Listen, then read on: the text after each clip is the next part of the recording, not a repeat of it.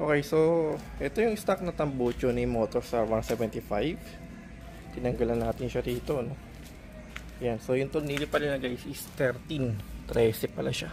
Alanganin, ano, 13. Ayan, no? Okay, so kinilo natin siya. There's a card lang kasi 90 siya, so medyo na yung ating timbangan, pero pumilo siya ng ano, almost 1 kilo may git, ano, ayan, ano siya eh, bali 90 ton.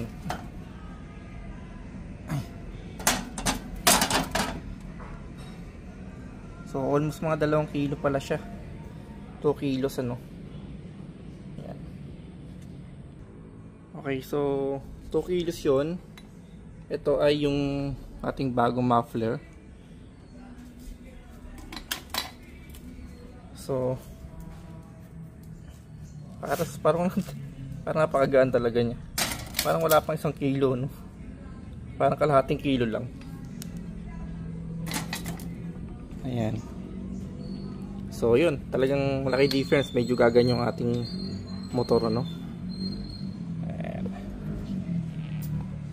Okay, so kabit na natin, ano? Okay guys, so nakabit na natin siya. And actually, ayan yung itsura niya. Ayan. So saktong sakto naman siya. Ito hindi ko pa naigpitan yan, kaya medyo makawag siya.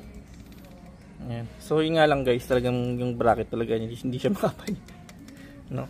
Tinipid kasi sa bagay sa presyo kasi. So hopefully matibay naman tong pagkaka-welding sa kanya. So stainless na siya, parang pinagtaklob lang, ano, para lang maging buo siya. So ito, tatanggalin ko pala to, no, kasi baka maano pa lang to. Pero sa bagay, pang protect na rin pala to. Pwede na nilagay dyan siguro. Ayan, so ayan, nakabit natin dito, no. Sakto siya, pang Motorstar 175. Ito yung luma, ayan.